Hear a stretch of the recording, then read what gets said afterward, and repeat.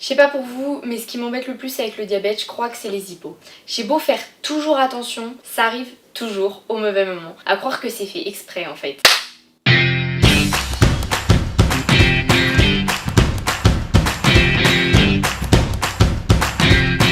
C'est vraiment, franchement, le plus énervant à vivre au quotidien. Tu te sens plus faible, t'arrives plus à parler, tu te concentres même plus, et puis des fois tu rigoles à rien. La dernière fois, en cours de maths, j'étais à 0,40 et d'un coup je me suis mise à rire. C'est vrai que c'est très drôle les probabilités. Alors là, vous allez calculer la probabilité.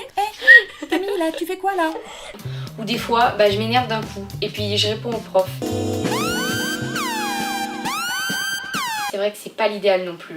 Le pire, franchement, c'est en plein contrôle. La dernière fois, j'ai sorti mon dextro. Bon, je voulais être discrète, donc je l'ai mis sous la table.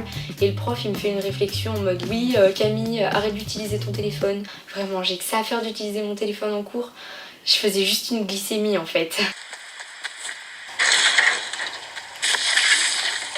Quand je suis en hypo, ça dépend vraiment des fois, de mon humeur du jour souvent.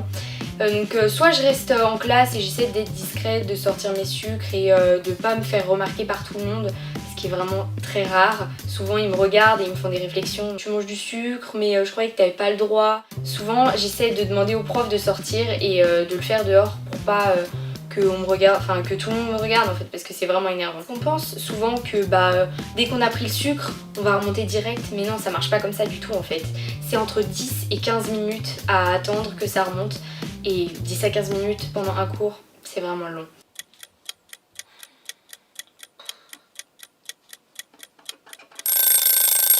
Évidemment, pendant ce temps-là, on peut pas écrire, on peut pas lire, on peut rien faire parce qu'on est toujours pas concentré.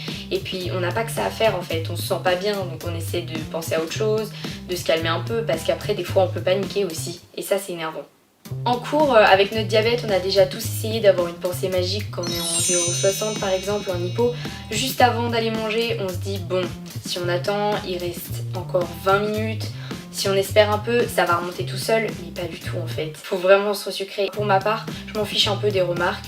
Je fais mon dextro devant tout le monde, ou mon scan maintenant, c'est plus simple. Et puis au moins, on n'a pas peur de tomber dans une vraie hypo et de se sentir encore plus mal après. On n'a pas forcément envie que tout le monde soit au courant, mais c'est important quand même qu'ils comprennent. Donc que ce soit les profs, les infirmiers ou infirmières, ou même les élèves, ton voisin ou tes amis. C'est important qu'ils sachent comment réagir quand t'es en hypo. Par exemple, l'année dernière, mon prof d'espagnol, j'étais en cours et je me sentais vraiment pas bien, genre une vraie grosse hypo. J'ai voulu aller à l'infirmerie et il a pas compris. Il pensait que je voulais juste aller me balader dans le collège. Franchement, j'ai que ça à faire de faire genre je suis en hypo. Si je me sens pas bien, que je tremble, que j'arrive même plus à me concentrer, j'ai envie de sortir, j'ai envie de me resucrer et de me sentir mieux. J'ai aussi l'exemple de l'infirmière et je sais que c'est arrivé à d'autres personnes. Elle voulait qu'on se resucre forcément à l'infirmerie et pas ailleurs.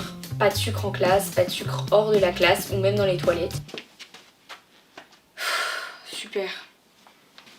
Enfin, ça paraît un peu dingue de dire ça. Quand on est diabétique et quand on est en hypo, on va pas faire de l'exercice, d'aller jusqu'à l'infirmerie. Même si c'est pas très loin, c'est quand même marcher et ça peut te faire descendre quand même un peu. On a dû la prévenir que on ferait quand même le resucrage en classe et que même si ça lui plaisait pas, c'était comme ça. Donc, si vous avez aimé la vidéo, vous pouvez lâcher un pouce bleu, vous abonner et puis vous pouvez toujours commenter des histoires et des anecdotes qui ont pu vous arriver et comment ça se passe pour vous les hypos en cours.